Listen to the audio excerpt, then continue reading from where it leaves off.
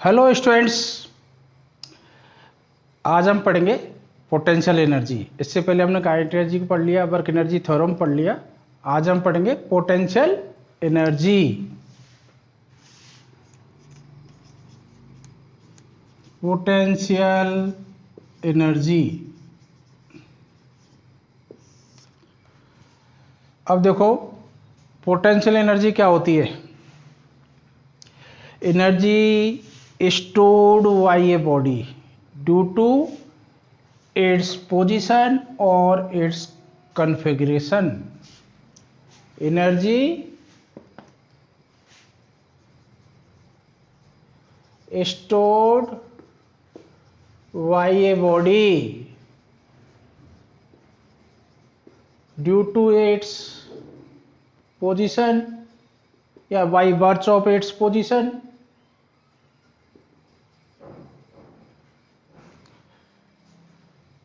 और पोजीशन और its configuration in a force field, जहां फोर्स हो,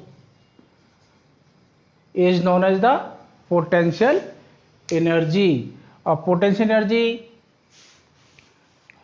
किसी भी ऑब्जेक्ट को पोजीशन के कारण उसकी पोजीशन चेंज होगी तो पोटेंशियल एनर्जी स्टोर्ड होगी, उसकी कॉन्फ़िगरेशन शेप साइज चेंज होगी तो पोटेंशियल एनर्जी स्टोर्ड हो जाएगी। 11 से पहले तक आपने एक ही पोटेंशियल एनर्जी पढ़ी है, ग्रेविटेशनल पोटेंशियल एनर्जी। ये आपने पढ़ी है। जब भी आपके पोटेंशियल एनर्जी बोला जाता है तो आपको एक ही माइंड में आती है, gravitational potential energy. Gravitational potential energy ये एक पढ़ी है। अब ये ग्रेविटेशनल फील्ड में जनरेट होती है पोटेंशियल एनर्जी, वो ग्रेविटेशनल पोटेंशियल एनर्जी है। अब हम ये इलास्टिक पोटेंशियल एनर्जी भी लेंथ में पढ़ेंगे। इलास्टिक पोटेंशियल एनर्जी ये 12th में आएगी। Electric potential energy, electric potential energy और मैग्नेटिक पोटेंशियल एनर्जी भी है। तो बेसिकली जो ग्रेविटेशनल पोटेंशियल एनर्जी है, जब work done against gravitational force होता है तो ये पोटेंशियल एनर्जी स्टोर हो जाती है। यानी ग्रेविटेशनल फील्ड में जब पोजीशन या चेंज करते हो तो ग्रेविटेशनल पोटेंशियल एनर्जी स्टोर होती है। इलास्टिक पोटेंशियल एनर्जी स्प्रिंग में, जैसे बॉल पेन होता है, आप दबाते हो तो पोटेंशियल एनर्जी वर्क करती है, नीचे आ गया, तो जैसे दोबारा दबाते हो तो स्प्रिंग उसको बाहर फेंक देती है। ये सॉकर्स है, गाड़ियों में सॉकर्स हिलते हो तो वर्क ही तो कर रहे हैं, तो वो इलास्टिक पोटेंशियल एनर्जी है स्प्रिंग वाली। वो इलास्टिक नेचर के कारण आती है, किसी मेटेरियल की इलास्टिक नेचर होती है, उसके जो पोटेंशियल एनर्जी स्टोर होती है उसके कारण, उस रीस्टोरिंग फोर्स के कारण या जो इलास्टिक फोर्स के कारण वो इलास्टिक पोटेंशियल एनर्जी है। और इलेक्ट्रिक पोटेंशियल एनर्जी जो इलेक्ट्रिक फील्ड या इलेक्ट्रिक फील्ड में चार्ज के कारण, जो 12th में हम पढ़ेंगे, 11th में नहीं है। मैग्नेटिक पोटेंशियल एनर्जी भी है जो मैग्नेट के कारण, मैग्नेट फील्ड में जनरेट होती है। तो ये पोटेंशियल एनर्जी कई तरह की है। जैसे इलेक्ट्रिक फील्ड वाली है, आपने केमिस्ट्री में आ गया हुआ है, इलेक्ट्रॉन रिवॉल्व अराउंड न्यूक्लियस, तो उसमें काइनेटिक एनर्जी होती है, पोटेंशियल एनर्जी होती है। Potential energy due to charge आती है, वो कूलॉम फोर्स के कारण आती है, और 12th में हम पढ़ लेंगे। वो इलेक्ट्रिक पोटेंशियल एनर्जी है। तो ये सिर्फ पोटेंशियल एनर्जी अभी तक जो आपने पढ़ी थी वो ग्रेविटेशनल पोटेंशियल एनर्जी थी, यानी वर्क डन अगेंस्ट, जब ग्रेविटेशनल फोर्स वर्क करता है तो ग्रेविटेशनल पोटेंशियल एनर्जी स्टोर हो जाती है। जैसे इसके एग्जांपल बताता हूँ। अब इसमें energy stored bye its position, जब पोजीशन चेंज करते हैं, जैसे किसी भी स्टोन को ले जाके हम ऊपर छत पर रख देते हैं, अब वो स्टोन बाई एक्सीडेंटली किसी के ऊपर गिरता है, सिर पे गिर गया तो सिर को फोड़ देगा, यानी वर्क किया उसने। या किसी और चीज़ पे गिर गया तो उसको तोड़ेगा। तो वो एनर्जी कौन सी थी, उसमें पोटेंशियल एनर्जी स्टोर थी। छत पे ले जाते ही एक्स्ट्रा पोटेंशियल एनर्जी आई, जहाँ भी रखा था वहाँ से लेके छत पे ले गए, वो पोटेंशियल एनर्जी वर्क करती है। विंडो पॉन पे गिर गया, किसी गिलास पे गिर गया, गिलास को तोड़ देगा, किसी आदमी पे गिर गया तो उसके सिर को फोड़ देगा। तो ग्रेविटेशनल पोटेंशियल एनर्जी होगी, पोजीशन चेंज करने के कारण आई थी। और भी एक ग्रेविटेशनल पोटेंशियल एनर्जी के एग्जाम्पल, जैसे हाई डैम होते हैं, हाई हाइट पर, उसमें वाटर स्टोर होता है, तो वाटर को हम टरबाइन पर गिराते हैं तो टरबाइन घूमता है और तो एनर्जी कन्वर्ट होती है काइनेटिक एनर्जी में, वो कन्वर्ट हो जाती है इलेक्ट्रिसिटी में। बिजली बना लेते हैं हम। इलास्टिक पोटेंशियल एनर्जी स्प्रिंग में, सॉकर्स में, बॉल पेन में, जहाँ भी स्प्रिंग यूज़ होती है, टॉयज़ कार है पहले, आजकल तो सेल से चलने वाली है, केमिकल एनर्जी कन्वर्ट हो रही है। तो चाबी भरते थे हम, आपने नहीं देखे होंगे पुराने खिलौने में टॉयज़ कार चाबी से चलते थे, तो उसमें स्प्रिंग रहती थी, स्प्रिंग में पोटेंशियल एनर्जी स्टोर हो जाती, जैसे ही आप छोड़ते थे ग्राउंड पे वो चलने लग जाती थी, वो इलास्टिक पोटेंशियल एनर्जी है। और इलेक्ट्रिक पोटेंशियल एनर्जी जैसे electron revolve around the nucleus, then revolving electron have a potential energy, वो ड्यू टू इलेक्ट्रिक फोर्स। तो ये तीन चार टाइप जो कॉमन है जो आपके आएंगी, वो पोटेंशियल एनर्जी की है। पोटेंशियल एनर्जी इससे छोटी क्लास में आप पढ़ते आ रहे हो, ये दोनों ही पोटेंशियल एनर्जी, और इससे पहले हमने जो काइनेटिक एनर्जी पढ़ ली, वो दोनों मैकेनिकल एनर्जी हैं। पोटेंशियल एनर्जी काइनेटिक में, काइनेटिक पोटेंशियल एनर्जी में कन्वर्ट होती रहती है। ठीक है, तो ये जो तीन एनर्जी हमने पढ़ी हैं, पोटेंशियल एनर्जी और एनर्जी की तो टाइप्स बहुत हैं, जो तीन भी दो हमने पढ़ी हैं, काइनेटिक और पोटेंशियल इंपॉर्टेंट है आपके सिलेबस में। काइनेटिक एनर्जी का फॉर्मूला आप पढ़ चुका, ½ और पोटेंशियल एनर्जी अलग अलग केस के लिए अलग अलग आएगी। कौन सी potential energy, gravitational potential energy वो अलग आएगी, और इलास्टिक पोटेंशियल एनर्जी वो अलग आएगी। अब इसके ग्रेविटेशनल पोटेंशियल एनर्जी की सबसे पहले हम बात कर रहे हैं, ग्रेविटेशनल पोटेंशियल एनर्जी। और जो इसमें इलेक्ट्रिक पोटेंशियल एनर्जी है वो हम 12th क्लास में पढ़ेंगे। यहाँ हम दो ही पोटेंशियल एनर्जी पढ़ेंगे, ग्रेविटेशनल पोटेंशियल एनर्जी और इलास्टिक पोटेंशियल एनर्जी। तो देखो ग्रेविटेशनल पोटेंशियल एनर्जी क्या हो, जो आपको एग्जांपल दिया था, किसी स्टोन को आप एच हाइट पे ले गए, छत पे रख दिया, तो उसमें पोटेंशियल एनर्जी स्टोर हो गई, तो उसमें एबिलिटी आ गई वर्क करने की, तो ग्रेविटेशनल पोटेंशियल एनर्जी है। सपोज एम कोई ऑब्जेक्ट है जिसका मास एम है, इसको मूव करा के आप एच हाइट पे यहाँ ले गए, तो ग्रेविटेशनल फोर्स जो लगेगा mg डाउनवर्ड, जो अर्थ के सेंटर की तरफ लगता है। अब इसके अगेंस्ट जो लिफ्टिंग फोर्स है, इसको उठाने के लिए लिफ्टिंग फोर्स लगेगा। लिफ्टिंग फोर्स कितना लगेगा, जब कोई भी इसको उठाएगा तो लिफ्टिंग फोर्स तो उसको लगाना होगा, लिफ्टिंग फोर्स कितना होगा mg। अब इसको मूव करा के कहाँ तक लेंगे, लिफ्टिंग फोर्स ऐसे लगेगा mg, मिनिमम इतना फोर्स उसको लगाना पड़ेगा उसको एस तक ले जाने के लिए। तो ये लिफ्टिंग फोर्स हो गया, हमने लगाया, हमने लिफ्ट किया। अब इस लिफ्टिंग फोर्स ने वर्क डन कितना किया, डिस्प्लेसमेंट कितना हुआ h, लिफ्टिंग फोर्स भी ऐसे और वर्क डन भी, वो डिस्प्लेसमेंट भी ऐसे, तो थीटा हो जाएगा 0। तो वर्क डन y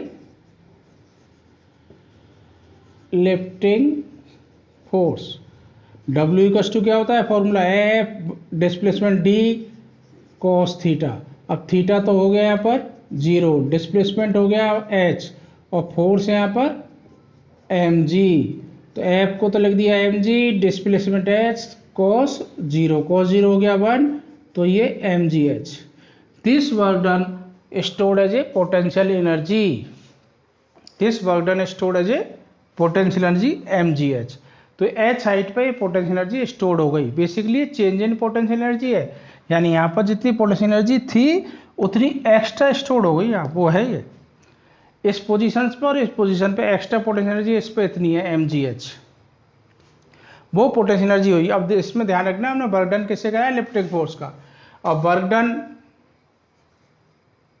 अगर ऐसे भी कहीं भी आ जाता है, work done by gravitational force, ठीक है, work done by gravitational force. Gravitational force का अगर वर्क डन निकालोगे तो देखो ग्रेविटेशनल फोर्स किधर लग रहा है mg, डिस्प्लेसमेंट किधर हो रहा है h अपवर्ड, तो इसका जो वर्क डन आएगा वो आएगा fd, फॉर्मूला तो आपका यही है बेसिक, cos थीटा। तो ग्रेविटेशनल फोर्स है mg, डिस्प्लेसमेंट है h, लेकिन थीटा कितना होगा 180, डिस्प्लेसमेंट अपवर्ड और ये डाउनवर्ड, तो cos 180 होता है -1, तो माइनस mgh आ जाएगा। तो ग्रेविटेशनल फोर्स का वर्क डन क्या नेगेटिव होता है, तो इसलिए हमने लिफ्टिंग फोर्स का वर्क डन निकाला है, ठीक है। तो mgh एक्स्ट्रा एनर्जी जो स्टोर हुई वो आ गई। बेसिकली आगे एक कॉन्सेप्ट आएगा, कंजर्वेटिव फोर्स पढ़ाएंगे तब बता देंगे, नेगेटिव तो work done is equal to the potential energy, तो इसका नेगेटिव करोगे वो जैसे पोटेंशियल एनर्जी का ये फॉर्मूला होता है, change in potential energy equal to minus TW। अगर ये फोर्स कंजर्वेटिव है तो कंजर्वेटिव फोर्स है तो ये आ जाएगा माइनस लगाते mgh, change in potential energy कितनी आ गई mgh। अगर कंजर्वेटिव फोर्स का वर्क डन होता है तो नेगेटिव बर्डन उसकी चेंज इन पोटेंशियल एनर्जी के इक्वल होता है। तो कंजर्वेटिव फोर्स अभी हमने नहीं पढ़े इसी चैप्टर में, थोड़ा आगे पढ़ लेंगे उसको, इसलिए मैंने ये बता दिया दोनों में डिफरेंस है। ग्रेविटेशनल फोर्स का जैसे माइनस बर्डन आएगा और लिफ्टिंग फोर्स का पॉजिटिव बर्डन आएगा। तो ये ग्रेविटेशनल पोटेंशियल एनर्जी है जो h हाइट पर है। अब देखो इसमें एक छोटा सा एक एग्जाम्पल है, conservation of mechanical energy in freely falling body.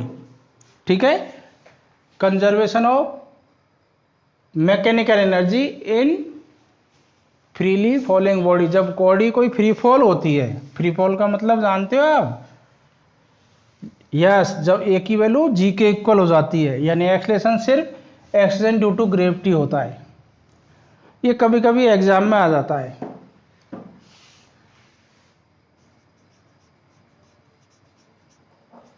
Conservation of mechanical energy,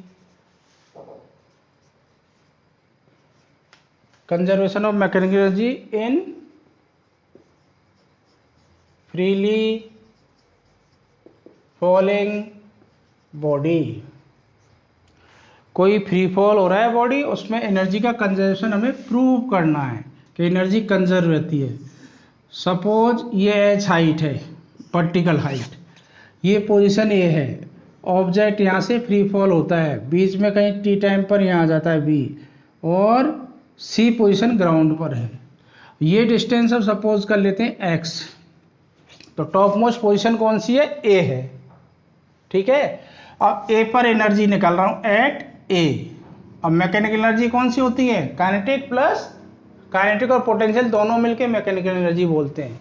तो एट ए पर काइनेटिक एनर्जी निकाल रहा हूँ, काइनेटिक एनर्जी एट ए कितनी आएगी, यहाँ स्पीड कितनी है इनिशियली इसकी 0, काइनेटिक एनर्जी होती है हाफ एम बी स्क्वायर, तो बी 0, काइनेटिक एनर्जी 0।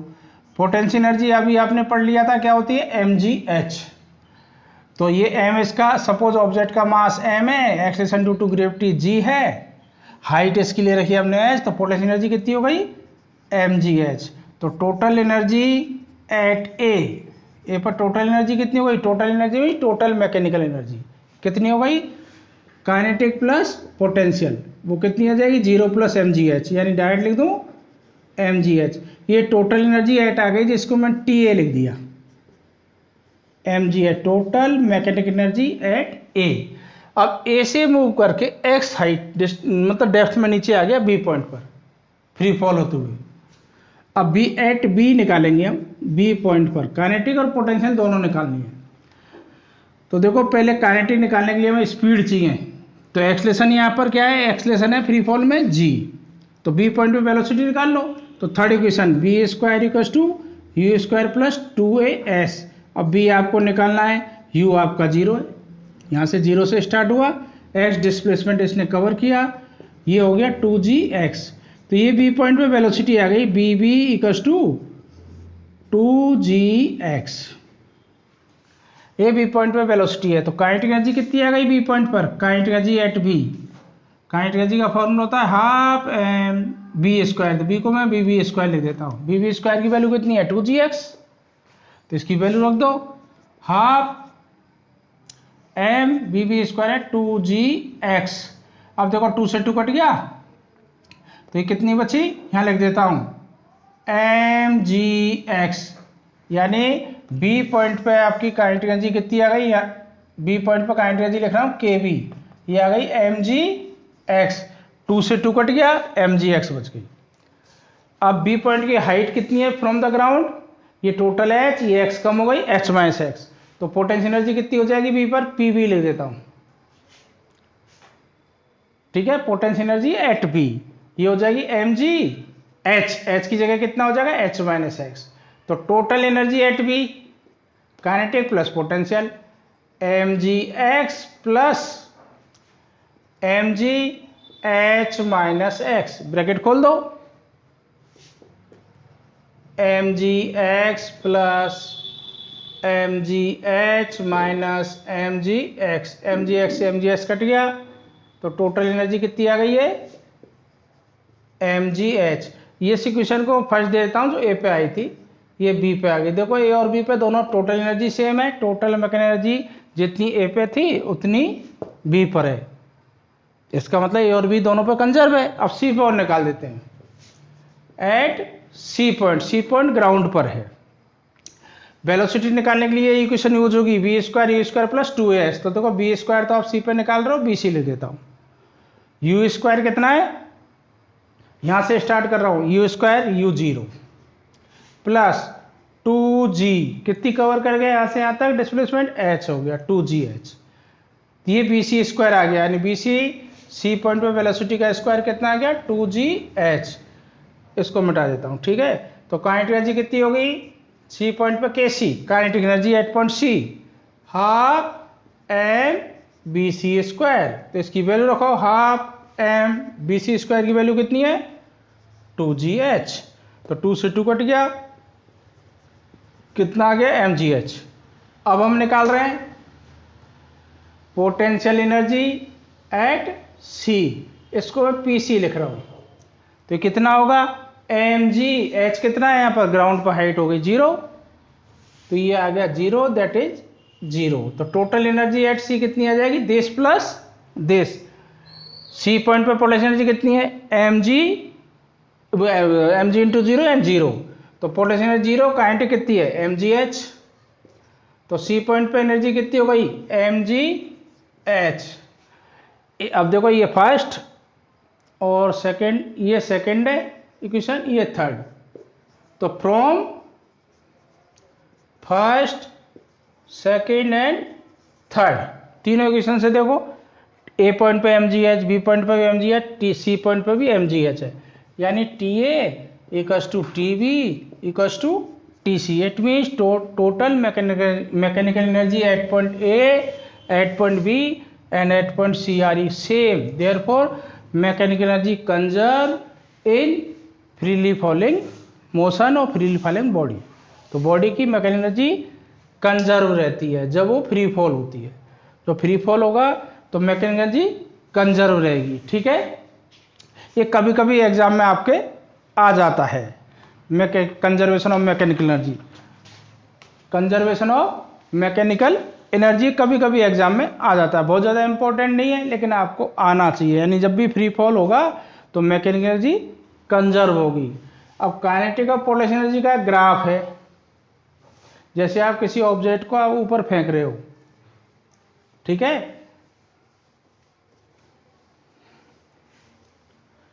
तो काइनेटिक एनर्जी भी डायरेक्टली, जो काइनेटिक एनर्जी आपकी इस केस में आ रही थी ना, अभी निकाली थी आपने काइनेटिक एनर्जी, जैसे ऑब्जेक्ट को फेंक दिया यू स्पीड से, तो शुरुआत में सबसे तेज स्पीड नीचे है जहां आपने थ्रो किया है, बाद में स्पीड उसकी मैक्सिमम हाइट घटती घटती मैक्सिमम हाइट पे 0 हो जाती है।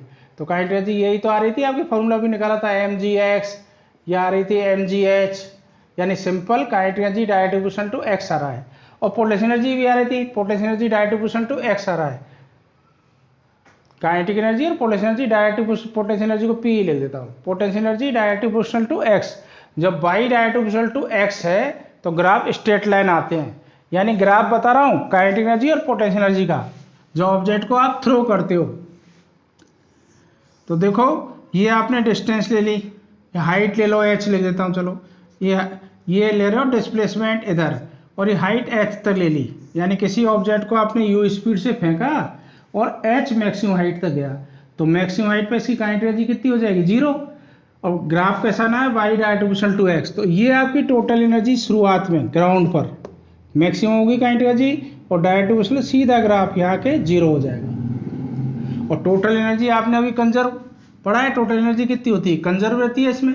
लेकिन हमने इसमें वो केस ले लिया है कि विस्कस फोर्स, एयर का जो रेजिस्टेंस फोर्स या विस्कस फोर्स है, विस्कस फोर्स हम 10th चैप्टर में पढ़ लेंगे, उसमें एनर्जी लॉस नहीं हुई है, आइडियल कंडीशन है। तो 11th में तो इसका कोई रोल नहीं है, लेकिन कंपटीशन में ये बात है पूछ ली जाती है।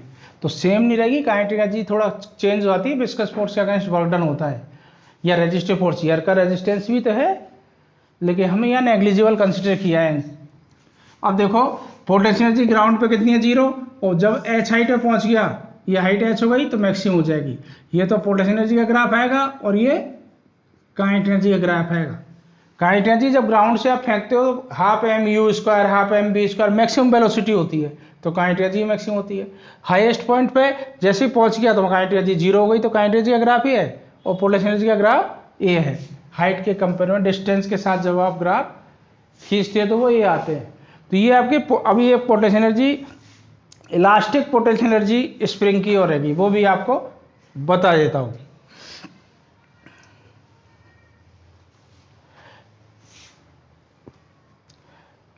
Elastic potential energy of A spring, तो ये आपकी ग्रेविटेशनल पोटेंशियल एनर्जी तो आपने पहले पढ़ रखी थी, mgh, फॉर्मूला भी आ गया था 9-10 तक।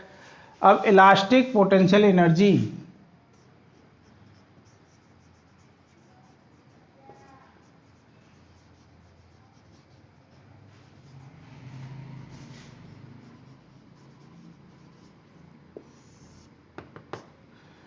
इलास्टिक पोटेंशियल एनर्जी, देखो सपोज किया आपने एक स्प्रिंग ली, ये फ्रिक्शनलेस सरफेस पे, यानी फ्रिक्शन वगैरह नहीं है, एक फ्रिक्शन यहाँ कंसीडर नहीं किया है। तो ये पोजीशन आपने x = 0 ले ली, यहाँ पर ये वाली पोजीशन, ये x = 0 है। अब स्प्रिंग को आपने स्ट्रेच कर दिया और ये पोजीशन यहाँ आ गई। ये सपोज आपने x ले लिया, या x0, ठीक है।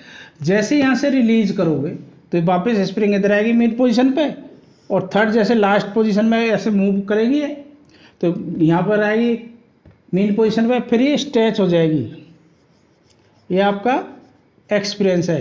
अगर आइडियल स्प्रिंग है, फ्रिक्शन वगैरह नहीं है, तो जितना आपने स्ट्रेच किया था उतना ही इधर x ये इधर चल जाएगी, सेम आएगा डिस्प्लेसमेंट आइडियल कंडीशन में। लेकिन प्रैक्टिकली तो फ्रिक्शन होता है। अभी हमने एक लॉ पढ़ा है, वो पहले बताता हूँ, Hooke's law.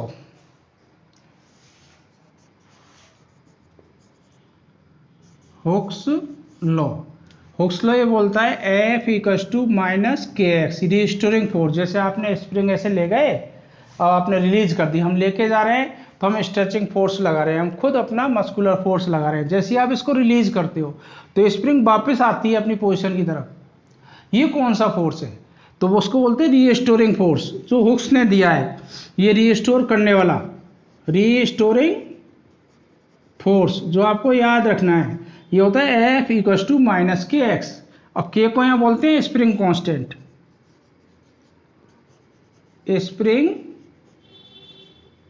Spring constant. k होता है यहाँ पर स्प्रिंग कांस्टेंट। k की वैल्यू ज़्यादा होगी तो स्प्रिंग उतनी हार्ड होगी, k की वैल्यू कम होगी स्प्रिंग उतनी सॉफ्ट होगी। तो ये फोर्स, ये स्प्रिंग के k पे डिपेंड करता है फोर्स, और डिस्प्लेसमेंट पे डिपेंड करता है। यानी जितने ज़्यादा डिस्प्लेसमेंट उतना ही ज़्यादा फोर्स का मैग्नीट्यूड होगा। और माइनस साइन क्या बता रहा है? ये हमेशा डिस्प्लेसमेंट के अगेंस्ट लगेगा। जैसे इधर डिस्प्लेसमेंट के अगेंस्ट ये फोर्स का डायरेक्शन ऐसे होगा, F = -kx। माइनस साइन बता रहा है इधर, क्यों डिस्प्लेसमेंट ऐसे था, और इधर डिस्प्लेसमेंट ऐसे हुआ तो ये फोर्स ऐसा लगेगा, F = -kx। यहाँ पर F 0 है, नो डिस्प्लेसमेंट नो फोर्स। तो ये हुक्स लॉ है जो रिस्टोरिंग फोर्स है, ठीक है। तो स्ट्रेचिंग फोर्स आपको कितना लगाना पड़ेगा स्ट्रेच करने के लिए? इतना ही लगाना पड़ेगा x डिस्प्लेसमेंट के लिए। स्ट्रेचिंग फोर्स कितना होगा? स्ट्रेचिंग फोर्स होगा +kx, इतना, क्योंकि डिस्प्लेसमेंट की डायरेक्शन में आएगा। इधर ही डिस्प्लेसमेंट, इधर ही स्ट्रेचिंग फोर्स। तो work done by stretching force निकाल दो, उसमें निकालोगे तो माइनस डालना पड़ेगा वर्क डन में, जो हमने बताया du - dw, इससे निकाल दो। तो work done by stretching force जो हमने लगाया है, स्ट्रेच किया है। अब देखो वर्क डन का फॉर्मूला आपका बेसिक यही पड़ा है इसी चैप्टर में, FD cos थीटा। F कितना है? kx। डिस्प्लेसमेंट कितना हुआ? डिस्प्लेसमेंट कितना हुआ? पहले ऐसा करते, work done by the stretching force for small, क्योंकि इसमें चेंज होता है, फोर्स कांस्टेंट नहीं है, तो ये वाला फॉर्मूला नहीं लगेगा आपका, क्योंकि x पर डिपेंड कर रहा है तो आपको इंटीग्रेशन वाला फॉर्मूला लगाना पड़ेगा। Work done by stretching force for small displacement dx। तो इसको ऐसे लिखना, फॉर्मूला तो यही लगेगा लेकिन कांस्टेंट फोर्स नहीं है, इसलिए इंटीग्रेशन करना पड़ेगा dw f डॉट dx। और ये कॉस जीरो है, लिख देता हूं डायरेक्ट, इधर ये डिस्प्लेसमेंट आपका dx और इधर ये आपका स्ट्रेचिंग फोर्स। तो f कितना है kx और डिस्प्लेसमेंट कितना हुआ dx। अब टोटल वर्क डन निकालोगे, नेट वर्क डन। जब वेरिएबल फोर्स है तो आपको इंटीग्रेशन वाला मेथड यूज करना पड़ता है। तो W कितना हुआ, डायरेक्ट भी फॉर्मूला लिख सकते थे, ये f dx ऐसे। अब f की वैल्यू तो ये रही ना kx dx, तो अपना कितना आ गया kx dx, ये आ जाएगा kx dx। अब डिस्प्लेसमेंट है, कहाँ से कहाँ तक ले रहे हो, कई लोग इसको एक्सट्रीम पोजीशन को xm ऐसे लिख देते हैं, इसको xm या x नॉट। मैं सिंपली अभी x ही ले रहा हूँ, 0 to x, यहाँ से यहाँ तक x पोजीशन तक लेके गए। तो कितना बर्डन होगा, k आपने बाहर कर लिया, ये 0 to x, ये x dx। अब इसका इंटीग्रेशन क्या होगा, k x स्क्वायर अपॉन 2 और ये लिमिट 0 to x। तो वर्क डन आपका कितना आ गया, W ये x लिखोगे x के प्लेस में x स्क्वायर बाई 2 और जैसे 0 लिखोगे k छूट गया, k और लिख देता हूँ k और ये -0। तो ये वर्क डन कितना आ गया, half k x square. This work done stored as a elastic potential energy. तो पोटेंशियल एनर्जी कितनी हो गई इसकी, हाफ के एक्स स्क्वायर। अब कई लोग इसको एक्सट्रीम पोजीशन को ऐसे लिख देती है xm, ये एक्सट्रीम पोजीशन को, फिर यहाँ से छोड़ोगे तो मेन पोजीशन की तरफ जाएगा। अब यहाँ पर इसकी मैक्सिमम काइनेटिक एनर्जी होगी कि इलास्टिक पोटेंशियल एनर्जी कन्वर्ट होगी काइनेटिक में, मैक्सिमम काइनेटिक एनर्जी की वजह से ड्यू टू इनर्शिया ओवरशूट करेगा, अंदर की तरफ चला जाएगा। फिर यहाँ ये फोर्स लगेगा यानी एनर्जी, फिर इसमें मैक्सिमम काइनेटिक एनर्जी आ जाएगी, वो कन्वर्ट होगी पोटेंशियल एनर्जी में, फिर ओवरशूट करेगा यानी ऑक्सीलेट करेगा। ये सारी चीज़ें हम 14 चैप्टर में पढ़ेंगे, ठीक है।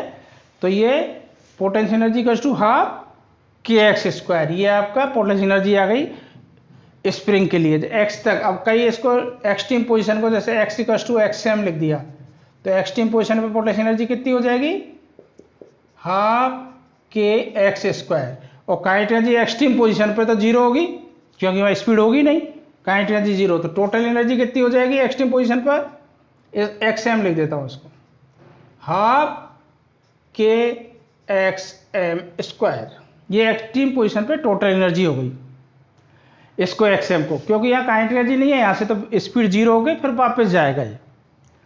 अब किसी मीन, ये तो आपकी काइनेटिक एनर्जी का फॉर्मूला जो आपको याद रखना है, मतलब काइनेटिक नहीं पोटेंशियल एनर्जी का स्ट्रेच स्विंग में, जिसको हम इलास्टिक पोटेंशियल एनर्जी बोलते हैं, हाफ के एक्स स्क्वायर। ये 12th में भी यूज आएगा।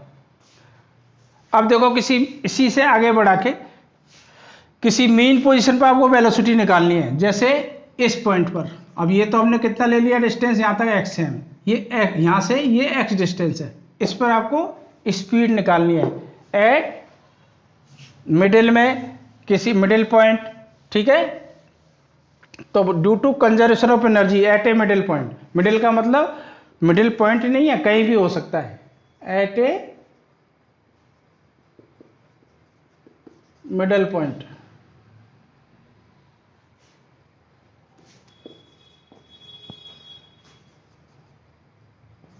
ठीक है। अब ये मिडिल पॉइंट ये हो गया x। अब इस पर हमें क्या निकालनी है, टोटल एनर्जी तो इसमें कंजर्व रहेगी, हमें निकालनी है स्पीड यहाँ पर। तो ये देखो एनर्जी यहाँ पर और एक्सट्रीम पोजीशन पे टोटल एनर्जी इसकी कितनी होगी, सपोज स्पीड भी है तो हाफ एम बी स्क्वायर इस पॉइंट पे, this is the kinetic energy. और पोटेंशियल एनर्जी कितनी डिस्टेंस है x, तो half k x square, this is the potential energy, this is the kinetic energy. ये काइनेटिक, ये potential energy at a middle position, ठीक है। अब ये टोटल एनर्जी की इक्वल होगी, टोटल एनर्जी आपकी अभी आपने पढ़ी थी ना के एक्स स्क्वायर xm पोजीशन पर, ये तो वहां पोटेंशियल एनर्जी 0 थी। अब इससे आप b निकाल सकते हो, ठीक है। काइनेटिक प्लस पोटेंशियल तो हटा देता हूं, तो कोई b निकालना है तो हाफ से हाफ कट जाएगा, तो आ जाएगा m v square equal to k x square को इधर ले जा रहा हूँ, लिख देता हूँ, चलो हाफ काट दिया मैंने, equals to k x m square. अब इसको इधर लेके जा रहा हूं, m v square equals to k, common ले लूँ के को, तो इधर जाएगा माइनस हो जाएगा, ये बचेगा x m square minus x square, और बी स्क्वायर इक्वल्स टू क्या आएगा, एम से डिवाइड कर जाओ इसको,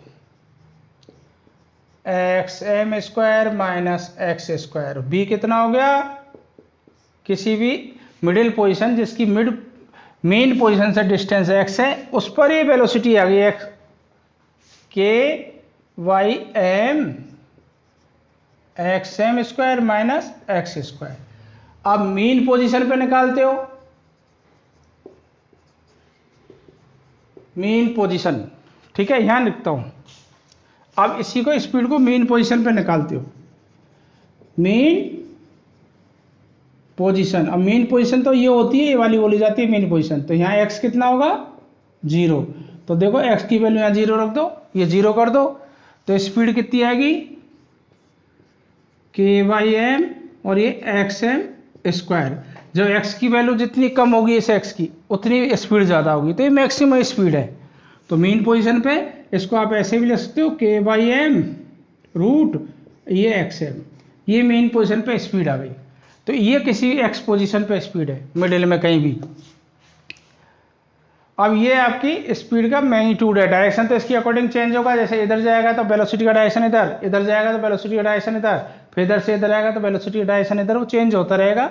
ये सारी बातें हम ऑक्सीलेशन वाले चैप्टर में पढ़ेंगे, ठीक है। तो ये आपकी किसी भी पोजीशन पे स्पीड आ चुकी है। अब इसमें जो काइनेटिक एनर्जी और पोटेंशियल एनर्जी का जो फॉर्मूला आ रहा है वो या टोटल एनर्जी किस पे डिपेंड कर रही है, इसमें के एक्स स्क्वायर। तो इसका जो ग्राफ बनेगा, यानी काइनेटिक पोटेंशियल में और पोटेंशियल काइनेटिक में, इसमें चेंज होती रहती है।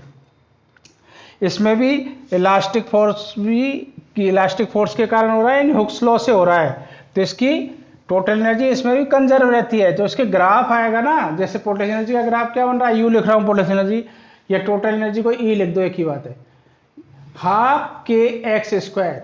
अब जैसे आपने पढ़ा है ना y square, y equals to 4x square equals to 4ay, इस तरह से ये पैराबोलिक इक्वेशन होती है।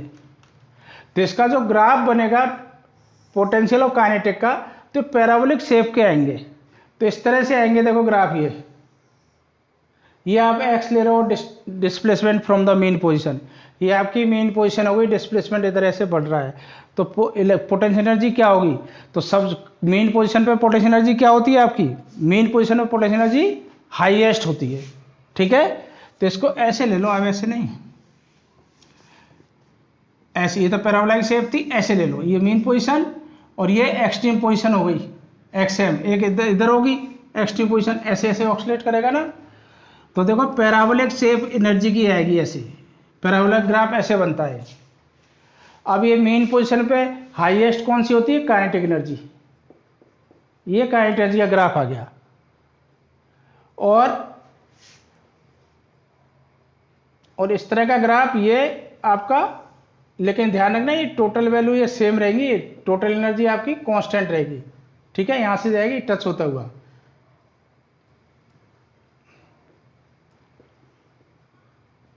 टोटल एनर्जी तो वही होनी है, हाफ के एक्स स्क्वायर, या एक्स सेम पोजीशन की है। ये मेन पोजीशन में पोटेंशियल एनर्जी क्या होती है, 0, तो ये पोटेंशियल एनर्जी ग्राफ आ गया। ये इसमें इलास्टिक पोटेंशियल एनर्जी के ग्राफ है। काइनेटिक पोजीशन, काइनेटिक क्या होती है, मेन पोजीशन में मैक्सिमम, ये पैराबोलिक इस तरह से ग्राफ आ जाएंगे। इसके बाद हम नेक्स्ट टॉपिक पढ़ेंगे वो नेक्स्ट क्लास में।